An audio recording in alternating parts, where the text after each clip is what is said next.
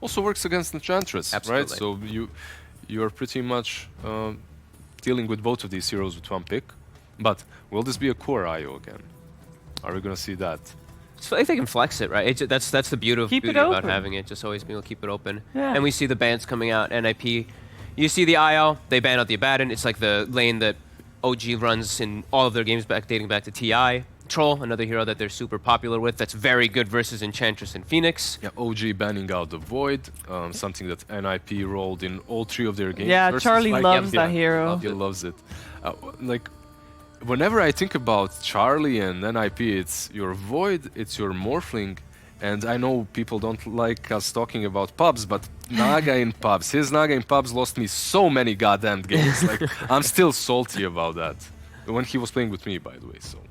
Long time ago. Long time ago. He is a different player now, and his Naga is actually pretty solid. Okay, and because there's, Darkseer's there, IO, good Sven partner, I feel like people are just afraid Darkseer Sven still has this crazy wombo combo that can just ruin games, so... And Sven has been buffed up. Like, that hero, I haven't seen it at all in EU, like, when it comes to pubs, when it comes to pro games as well, until the closed qualifiers for Omega League. And then suddenly you can see a couple of teams picking it up. It's actually pretty strong. He runs rampant in NA, because people are just, it's the farming meta. Yeah, I in heard NA, that so in NA it's, it's different. Yeah, everybody just backs up. They're like, okay, get me a triple ancient stack, a quad ancient stack, and then Sven just comes out level 9. You guys stack? Yeah, that's all people do. Everyone just stacks for the Sven and for the Terrorblades to go farm, and then the Terrorblade and the Sven come out with these like level 8. Time? Yeah, I know. Right. When they're not fighting ever, Yeah. that's what they're doing.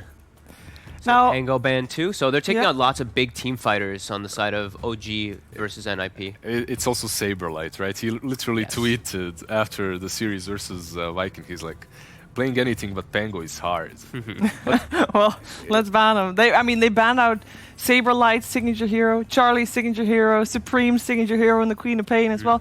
Which actually, for me, if Ninjas in Pajamas is having a good game, it's for me mostly because Supreme is crushing it on mid. Yeah. And I don't know, like I've seen him crush on Storm and Quap. I don't know if is it still a good Storm game, would you say? I mean, obviously there's fine. right now it's fine. Versus Wisp overall, when you're thinking about any high reach heroes that also bring a lot of burst and disable, they're good. Your Storm is good, your Quap is good. However, one hero that they haven't drafted so far, well, in the first series at least, is Meepo, and they also love to roll that. I'm not sure the hero is still pretty good, but keep that in mind. They have some cheese picks up their sleeve. I wonder if they're gonna pair something, pick something to pair with the Darkseer here. I think like the Spirit Breaker is still an option because they have relocate. Or Spirit, that works too. Nice little silence, good magic damage. And again, a flex pick, right? Yeah, or is it only? Thompson. Yeah, it could be Thompson. Does Seb play it? I actually don't think I've seen Seb play it. I don't think so either. Well. Alright, so on the mid lane Earth Spirit, I've heard this logic for a really long time now. You get your talents a little bit earlier, and that impact that you have with the extra magic damage early on is really significant. But most of the time I just don't see it. But you're gonna be unkillable. Well, the funny thing is like a lot of the games, what I see is this Earth Spirit has like 7 deaths in the mid lane, but the rest of his team is like running rampant. And especially it's like Thompson is the one I'm specifically talking about in games where he plays it, because he just dies. He's just like diving the tier 3s, he feeds, and then his team somehow ends up winning the fights. But I mean, it's still flexible, right? We still don't know exactly where it's gonna go. I mean, I remember Thompson on this troll 2 days ago. He was just being the absolute frontliner. Yeah, he will have an IO behind him, doesn't matter what he plays. Like he can be that frontliner, and he'll probably be that, doesn't matter which hero he has. Okay, or a Shaker. Yep. Protector, right? Egg Protector, Counter Initiator. Well, that's very interesting though, because when you look at these 3 heroes that NiP have drafted, one of them has to be a core. Must be Phoenix then. I'm not sure, like Phoenix or Shaker. I would argue that Phoenix as a core really isn't as good as he used to be, just because of all the nerfs to the damage that he received. You do exactly the same as a core or as a support. The only benefit, I suppose, is you get level 20 faster, and because of that you get that sun rate out a bit faster, which is pretty damn broken. That's how it's so ridiculous. I mean, they lost to it twice yesterday, didn't they? The core Phoenix. Oracle coming out, more saves, more sustain, the OG way. Yeah, the only thing they saw was just straight magic damage at that time. Alright. Oh, Oracle with the Wisp. So this should be a Wisp core after all. Then we don't know for sure right now, but it does look that way. Interesting. I mean, this Lycan pick looks pretty damn good right now. They don't have things to control the minions, right? They don't have like any AoE stuns really. No. At the laning phase, he doesn't mind too much playing versus Darkseer because he just has all that increased HP regen. There aren't many heroes that mind playing against Darkseer right now. It's true. Right? That's Like true. until you're level 3, you're pretty much useless. Especially if you have something that counters him like an Enchantress. That lane can be very difficult. I was actually looking forward to Immortal League to see how tier 1 teams will pull off these combos like Darkseer Tiny, Darkseer Clock, because in the close qualifiers it didn't look great. Well, I wonder what hyper carry is OG looking at right here, right? Look, they ban out Viper, so, Yeah, so you're they want to play thinking against a Spectre. break. Yeah, you're thinking Spectre. I mean, Spectre with Darkseer has always been a classic hero that utilizes Iron Shell, gets involved, can get involved relatively early to play around him just with a haunt. Ninjas in Pajamas have removed the bristle already as well. That would have been, yeah, that would have been a really good option if versus that Lycan. If they had a bristle there, this Lycan's game is just ruined. Yep. And the Alchemist is the one that they removed. Okay. It is an OG kind of a hero that they could draft, right? But let's see, Void Spirit banned out by OG. So they're expecting pretty much what we talked about earlier when it comes to for Supreme. You want that playmaking kind of a hero, your long reach, something that will be able to play around these 3 heroes. While, well, Lycan can be pretty active as well, but he will be waiting for Necros. Ember. Ember. It fits that role. Yeah, it's aggressive. Space making. It's playing versus Oracle, though. It's not always the funnest thing to do, but you can play around it for sure. And Enchantress as well can take off your Flame Guard, so they have multiple ways of... Oh, sorry. Same team. Yes. I was like, what? Yeah. How will they do that? But Oracle could take away Flame Guard. Yeah. So they go for the Tide So Hunter. it's IO carry. That's how you Earth carry it. Spirit supports. Earth Spirit Oracle supports. Okay, so Tide versus Lycan. I mean, Lycan does not enjoy playing. That's a huge counter pick versus that Lycan. And they can dodge, right? Like, they could perhaps dodge it completely and put Phoenix or whoever the core is versus the Tide. But Lycan and Ember both don't like that lane. So wherever Tide goes, he should have a really good time. Yeah. But one thing is, though, if this IO is your true position 1, he's also your win condition in this game. You don't have that role that you had before. So are you doubting OG a little bit here? I know the odds are definitely not doubting OG in this one. Lycan can get to it. I mean, if Lycan has a good start, the thing is Tidehunter hard counters the Lycan throughout the majority of the game, but Lycan can just eat IO if he gets off to a good one. Like, if he gets an early book timing and he's able to just constantly chase him down, if OG's not playing together, he can have a good time. However, OG always plays together. So I think that this Lycan isn't going to have too many of those opportunities. And, man, I really side with an IO on this one versus all this fight. I mean, it's OG, so I kind of just side with them, but... If you're looking at team names, you're going for OG. But if you're looking at drafts, it's like NiP. I like what they've got. All right, so that is promising at least because we talked about it's an uphill battle for Ninjas in Pajamas, but they got the best of what they could hope for at least to deal with the draft of OG. So we're gonna find out if they can indeed make a dent in OG's armor. Let's head over to our commentary team for the first game of the day. It is Capitalist and Jenkins. You know, Jenkins, I always feel like when I'm watching OG draft, they're like crazed alchemists, you know? And I'm never quite sure what to make of what they put together. In this case, against an alchemist, did they actually come up with the recipe for gold, or is this just really concentrated urine?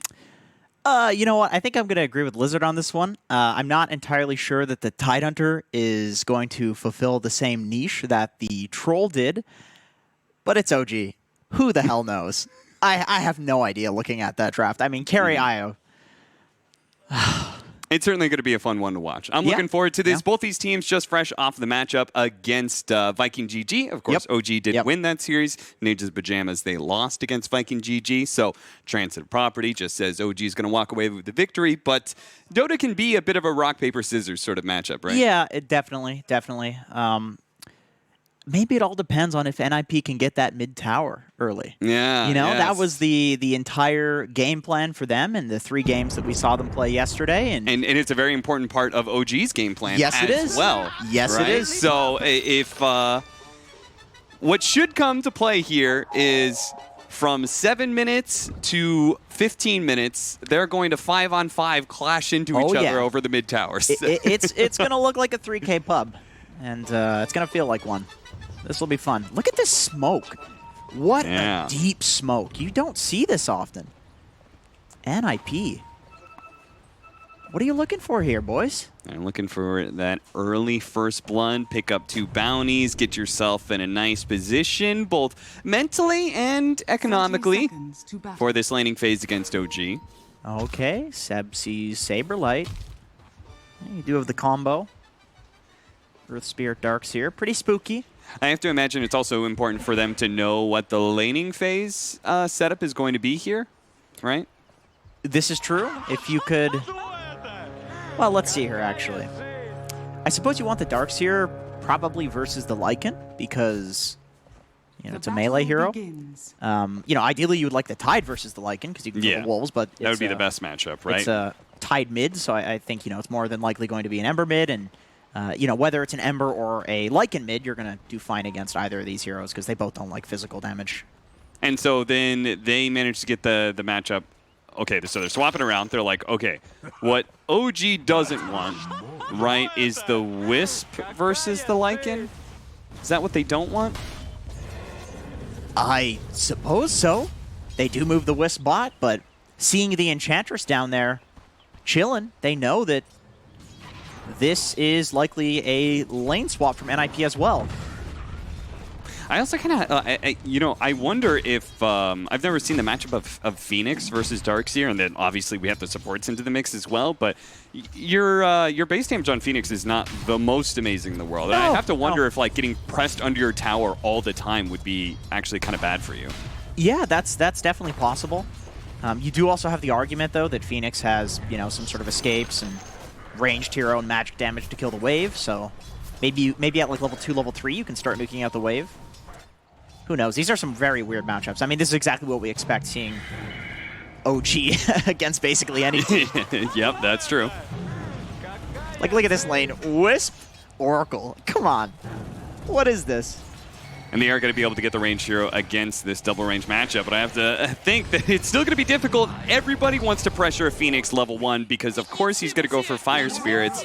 And as soon as that's on cooldown, you just kind of run at him. Ever since Phoenix, I mean, I say ever since, but it's been about a week. But since Phoenix has started to get played as more of a core position, we are definitely seeing that a lot more. Like, people are hard committing to pressuring at level 1. Before, it was kind of like, oh, well, it's good to do it, but people won't necessarily, like, throw everything in the kitchen sink at the Phoenix. But now it's like, you can tell everybody's making the call specifically. Like, this guy's useless at level 1. Like, let's go. Yeah, and I think some of that has to come from them not pressuring the Phoenix enough, and then having all of a sudden a Phoenix core in your lane gets level 2 Fire Spirits, and you're like, oh Jesus, my lane is really difficult now. Yeah, exactly. It's kind of like Morphling. Morphling's the same. Like, once he gets level 3, he becomes unkillable. Yeah. And Phoenix, you know, instead of becoming unkillable, just does a ton of damage. Even a master. And so you pressure before that point. Forced to do Icarus dive away. Meanwhile, the Lycan is matched up against the Darkseer in that top lane, where well, this is another interesting matchup. We'll talk about that. The fact that we've got Ember Spirit versus Tidehunter. Tide, he's got Anchor Smash, physical damage, but at the same time, like, he can do damage to the Ember Spirit and reduce the damage coming out, physical damage, but he can't stop the Flame Guard. Yeah, this is true. There's definitely potential for either hero to kill the other. You know, if Thompson does play a little aggressive, like, we can see him at such low HP because he's taking a few tower shots, he could possibly throw and die, but it really goes both ways. God, this Oracle. This hero with infinite mana seems really good. I think this is actually a pretty sweet lane, especially when you get level 3 and you have the massive amount of damage from Oracle with infinity that second mana. level of Purifying Flames. Oh, yeah. Just any simple, like, double nuke combo is going to push somebody back, almost guaranteed. It's like 300 damage. That's nuts. But he has been, Saberlight has been given solo experience as the Earthshaker is primarily focusing on pulling and blocking with his Fissures. There's the Lycan versus Darkseer matchup where Lycan should be pretty good. He's got such a high amount of regen, plus his Wolves have that high amount of magic resistance as well, so it's not even like they can get burned out too much. It would take a long time for Ion Shell by itself to kill the Wolves. Darkseer in the safe lane, too, is just a lot worse than Darkseer in the off lane because there's no wave to cut, you know? There's no neutral camps that you can realistically pull waves to, so you don't really have that option of just getting giga farmed if you don't necessarily want to lane. You basically have to win the lane, which he is. He's doing okay. I mean, 7 denies on Lycan, but level 1 Darkseer, not so good.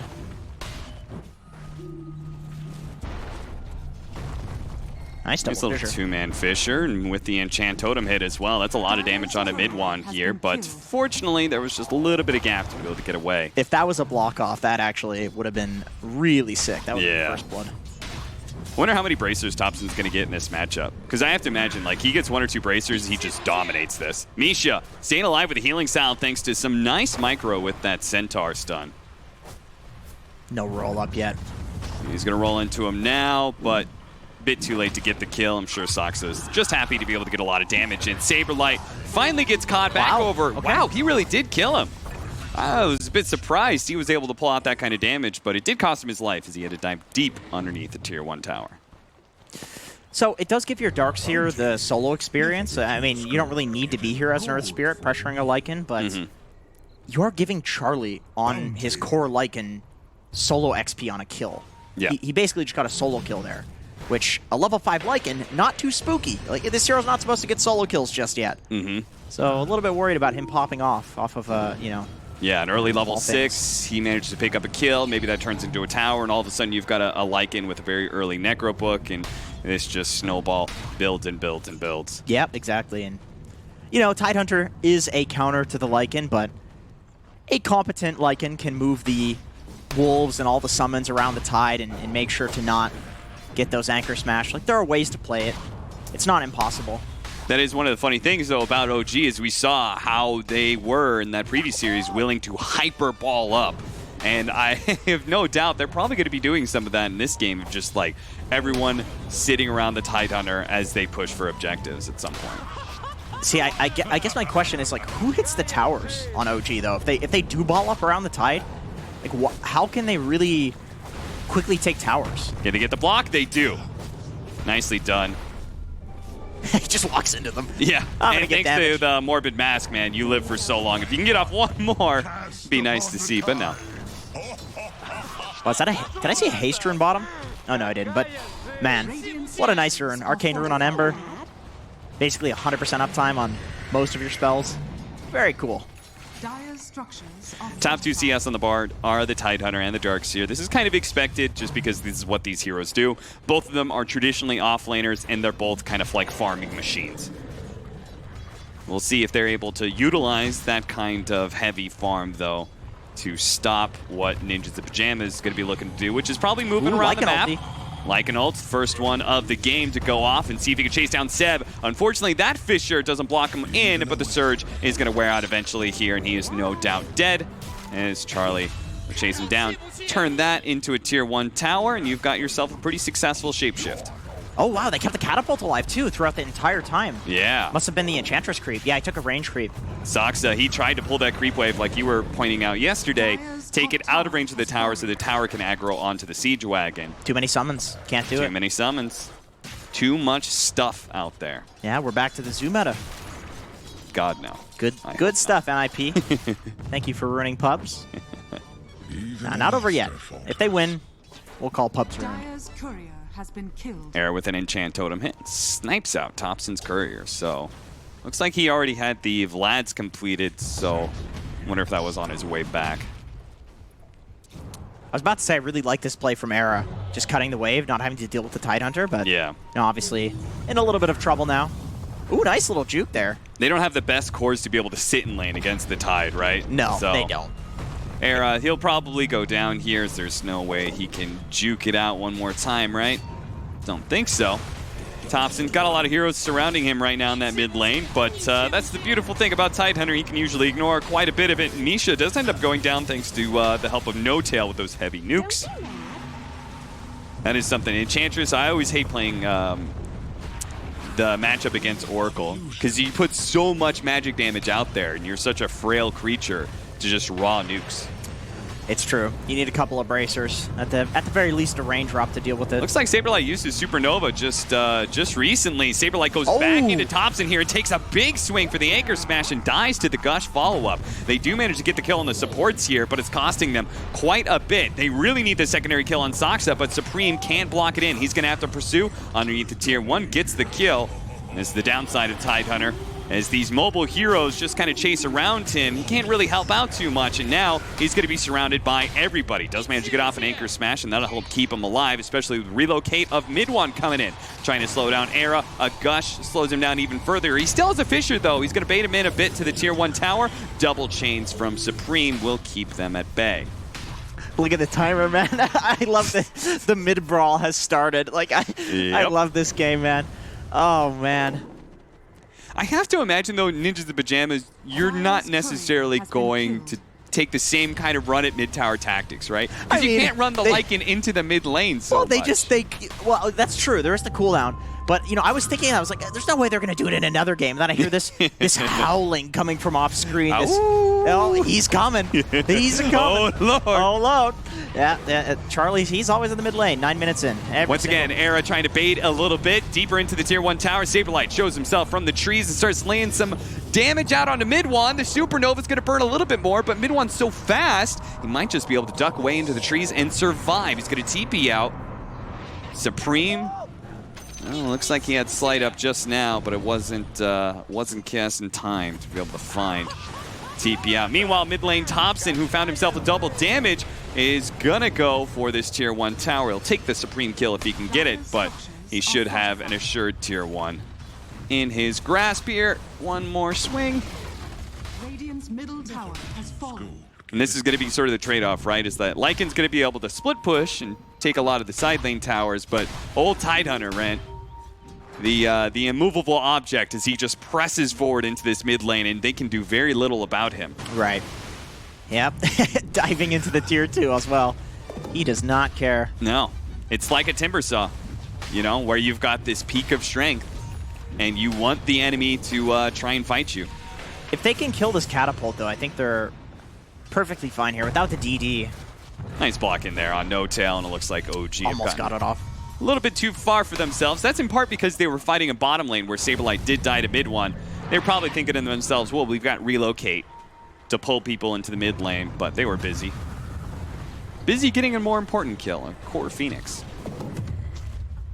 Although, you know, I would argue that the mid lane, at least stopping that pressure, like killing that catapult is really important because this is a big spike for Tidehunter. I think, okay, Supreme.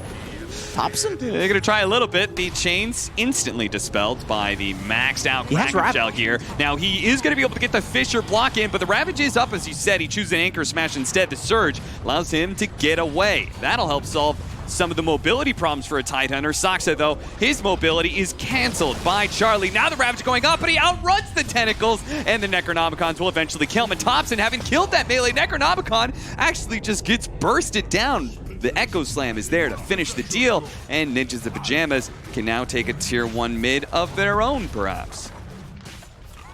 Yeah, these are huge kills. I mean, especially the Tidehunter. I think there's zero way that you ever lose the mid tower as long as the Tidehunter is alive, and I'm surprised even without Egg, they're able to make that play. I mean, during this whole time, mid-1 is farming, but we have talked about this issue of Tidehunter is the hero that you're going to be pairing with in the mid game, and, you know, that's not a typical combo for Io. We'll have to see how that plays out.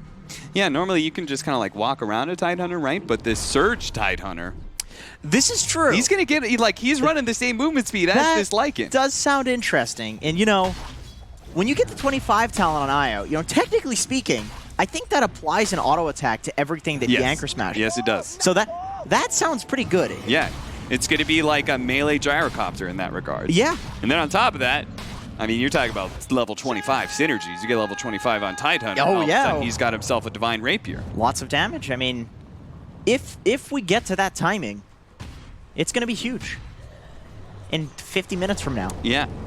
In the meantime, though, the game may not even stretch out that far as these teams just kind of clash. I always have the imagery, you know, of like when you're a 6-year-old kid and you've got your action figures and you are playing, fighting against them, you're just mashing them together. Slam yeah, them together. that's what Dota is sometimes in these sort of matchups, where you just kind of run heroes into each other over and over again and see which one breaks first. This is true.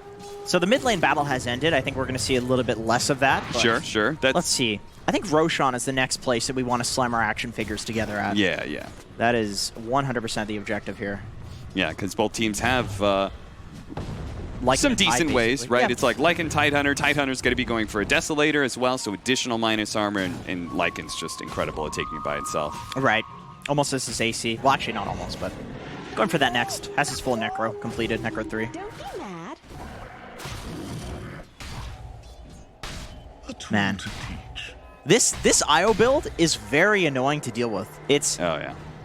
the new stats from Dominator. It's a difficult timing to kill IO, especially with the new overcharge. And then you pick up the Heaven's Hellburden. I mean, good lord, that Trying to item kill him is so hard. It's very hard. He's incredibly tanky. Yes. Very fast as well. Yeah. As you could see from him running down Era. A smoke to the bottom lane, though. Looks like they want to try and catch this IO. I feel like every single time I see, like, Era's the one positioning himself forward, and his team rotates to him. He's always kind of the bait for these situations. They don't actually try and take that bounty rune area, though. Very surprising. You see the spirits, and it's like, okay, that's a wisp. Abort, abort, abort. Well, they already knew the wisp was bottom, and they smoked that that's direction true. in the first place. So That's I'm kind of true. curious, like, what stopped them there? Yeah, maybe you want to get the Oracle, maybe you want to get like the Earth Spirit, like somebody that's like bodying in front for the Wisp, or Sure. just maybe a better angle at the Wisp. Because I Yeah. feel like a lot of the time you run into this hero smoked, and then the creep just sees you, and Wisp just runs off. Yeah. Wow, this is a big gank. Oh, the Icarus dive goes out. And there's No-Tail Oracle. immediately pops the ultimate, removing the Fissure disable and allowing the IO to walk free. And Ninjas of Pajamas, well, they didn't really blow that much for it, right? They didn't use Supernova. They didn't pop Shapeshift. So I feel like in a way they kind of knew the possibility that Oracle was behind him, and this was going to be kind of a fruitless attempt. Yeah, that's fair. I mean, Oracle ulti is such a long cooldown at level 1. I think it's absolutely a play to just bait it and then go smoke afterwards. And I think that's exactly why mid 1 is just running into his own jungle now. It's like, okay, I don't have the Oracle ult, so taking over their jungle, while it is more efficient, it's just very dangerous now.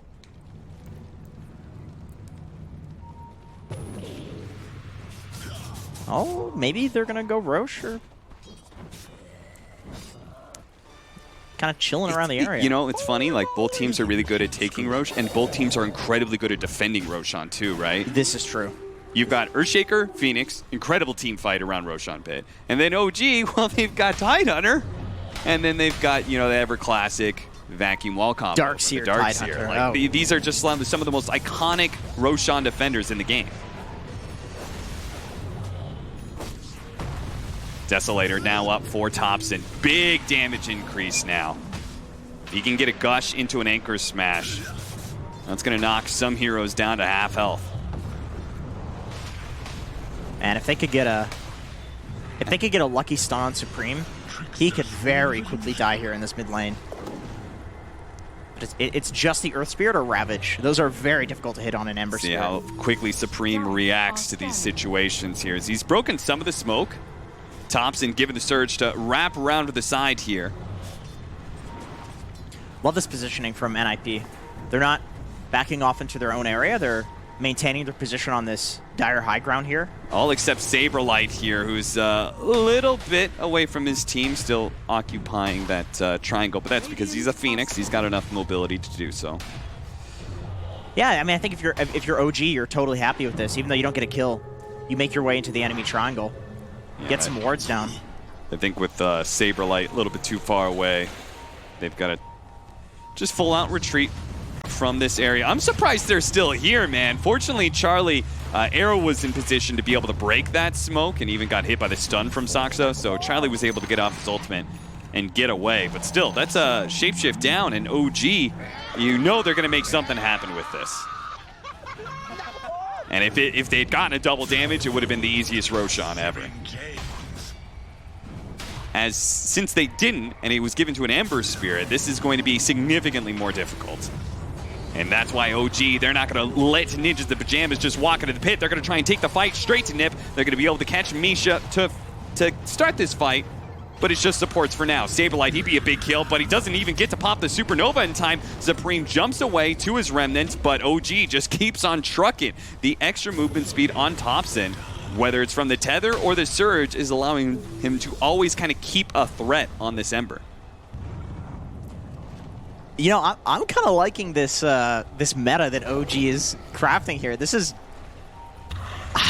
I've just never seen anything like it. I mean, we've seen the carry wisp, obviously, with TI, but, you know, this Tide mid, Darkseer surging with the extra move speed, and you know, you remove the move speed cap. Like, this is some new technology here. Yeah, pretty much you're theory crafting, like, what can you do with a carry Tidehunter? It's like the biggest downside is mobility, right? Being able to stick on top of heroes. He just charges right in. Jesus, what? Are you serious? Misha's just gone, just like that. A Fissure wall that kind of goes wrong for Ninjas the Pajamas. They do manage to get off the Supernova as well as the Echo Slam. It looks like the Supernova's going to die, as will Era. Supreme is just left to try and pump out the rest of the damage by himself because he doesn't have a Lycan here with Shapeshift. He gets pulled back from the vacuum into No-Tail's Fortune's End. Trapped down, and OG, for the third attempt at Roshan, will finally complete it.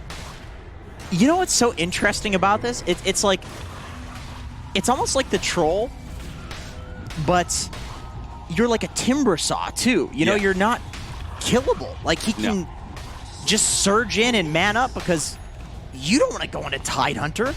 Who would do that? But you have to. He's in your face. Yep. Man. I mean, I doubt it just because it's so weird, but it's just OG, man. It's what they do. Every single fight from Ninjas of Pajamas, because the Lycan looks so destroyed by this Tidehunter, right? He feels like he really can't get in there. It's just Supreme, who's just kind of running around. He can't do enough damage by himself.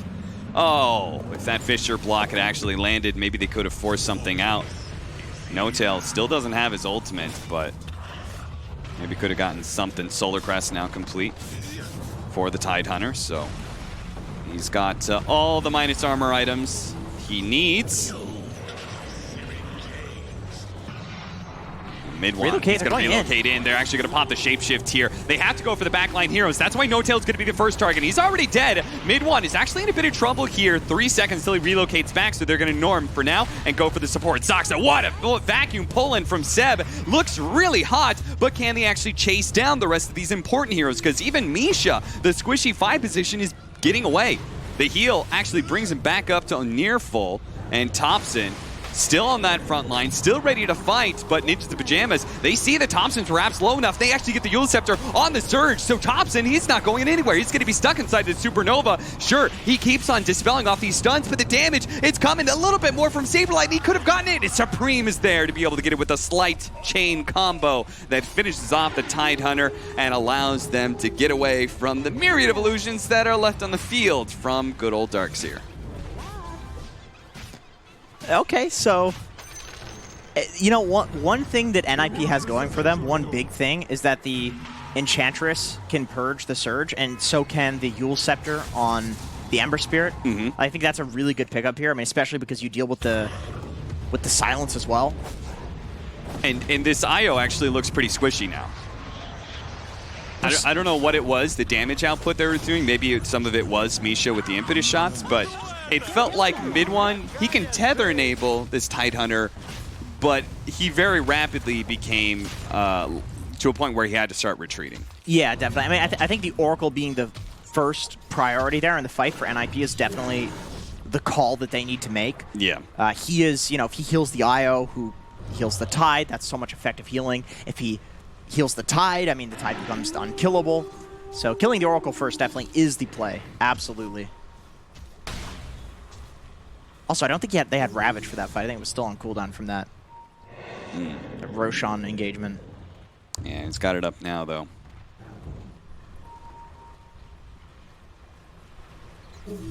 So No-Tail, he can play forward like he was doing before because the Ravage is there to assist Era. You can see half his health is gone from one Anchor Smash. If he gets another one, Era's just going to die, and he's get caught up by the rest of OG. So does Misha. Once again, the two supports of Ninjas in Pajamas, they do die, but this is still OG kind of 5-manning and taking over the map. And he heals so much when he Anchor Smashes a creep wave there, actually. Yeah. Or the wolves. I love that they can die basically doing this one time before, and they continue being so aggressive. Like, I think they have to keep the aggression up here. Oh, yeah, no doubt. Because eventually the December Spirit gets a bit too big and starts killing a lot of your backline heroes, right? And this is where the Lycan coming into play, goes into the back, tries to go for No-Tail. They actually tried to hit the Meteor Hammer combo with the Supernova, but it wasn't good enough, and the Ravage actually clipped Supreme. He didn't dodge it with a slight or a jump to his Remnant or anything. So that was just an easy kill for Tidehunter to be able to grab, and they didn't have buyback. So now, OG, with their aggression, this second time around, it works for them. They use the Ravage effectively, and now they can just have free reign of Ninjas in Pajamas base. Right, the Ravage, I think, is the really important factor there because it is what allowed them to, number one, protect No-Tail, and number two, it covered them while they killed the egg. So he's just making really good use out of the Ravage. I was about to question holding the Ravage because the Yule Scepter came out, maybe they could have gotten the double kill, but Thompson basically decided clearly he wants to use it defensively. The way that they lost that fight before was by losing the Oracle, and by holding the Ravage, they can't lose the Oracle. Yeah. So, you win the fight, take Rax. Almost. Now, can they actually finish off this melee Rax? It looks like OG feels like it's not worth a try while Ravage is on cooldown. Yeah, now it's really But if somebody treads a little bit too far forward, like perhaps Supreme and the rest of his team does, Thompson just rolls up once again, makes Enchantress the target again and again. Supreme using the slide to try and get out. What an Echo Slam from Era as he jumps in, but everybody heals up. The mech comes down, the heals from the Oracle, and it looks like everybody is perfectly fine except for maybe No-Tail, who's still kind of being run down by the Necronomicon units. He does eventually die, but it doesn't really matter. You won the fight, and you're still ready to go for these melee barracks. Charlie's on a mega kill streak and they're losing. This is so sad. I mean, that's just the Lycan versus Tidehunter matchup, though. He can't do anything other than kill the Oracle in these fights. Yeah. He can try and go in and go for the squishiest hero, but he just runs out of steam. His Necronomicon units die, or maybe it's the fact that they're just not putting any damage because the Anchor Smash chains lasting quite a while here on a Seb. Does manage to get off the shapeshift before the silence, so Charlie can kind of chase, but again, all these heroes are very, very tanky. They can't really let them get away either, though. They've lost too much. You really do need to force this fight while the Ravage is down, but they just don't really feel comfortable working through, as OG's teamwork just impeccable, as they always play around each other. 100%, if they were not playing as a team, this is going to give NiP openings into the game, because I think a huge, crucial element to this whole strategy is the fact that Darkseer has a Crimson Guard. He's got, I don't know if he has a pipe, but somebody has a mech. Somebody has Greaves. Okay, so he has Greaves and he has a Crimson Guard. And obviously against Lycan and Ember, this chip damage, that's very important with a Tidehunter. He becomes basically unkillable. Yeah, you take a large percentage of the damage away, and then you take just straight up raw damage out. Thompson, though, he's really got to be careful of that Sunray. That's the only thing that really threatens him right now, is if he stays into the entirety of that percentage-based damage does do some good work. And what a roll-in from Saksa, reading where the Remnant's going, and that's a vacuum follow-up as well with a Ravage. And is that just going to be the wipeout of this game? They do manage to take out the Supernova, and there's still some buybacks left in the tank for Ninjas in Pajamas. They're going to have to blow all of them, though, and they don't have their Echo Slam. They don't have their Supernova. I'm not sure what they have to be able to stop OG from retreating, and I'm not even sure if they can really stop them from just taking their base like this. Roll forward, Saberlight tries to dive away, then he dies inside of the fountain too, couldn't get out fast enough. The silence on Supreme. Look at the move speed on these two heroes. Yeah, dude, they're just rolling up. Finally, Charlie, he's going to pop his ultimate. There goes the Echo Slam out from Era. Once again, they're trying to target to mid one, but the heals come out from No-Tail. Every single time they try and target somebody else other than No-Tail, they are met with a resounding wall of heals and magic immunity that pushes them back. They finally had to go for No-Tail now, but then eventually they just run out of damage. The four-man of OG remains strong even just outside of your fountain. Pull him back in, pull out of the fountain, get back here. We want to have a fight a little bit longer before we finish up this bottom lane.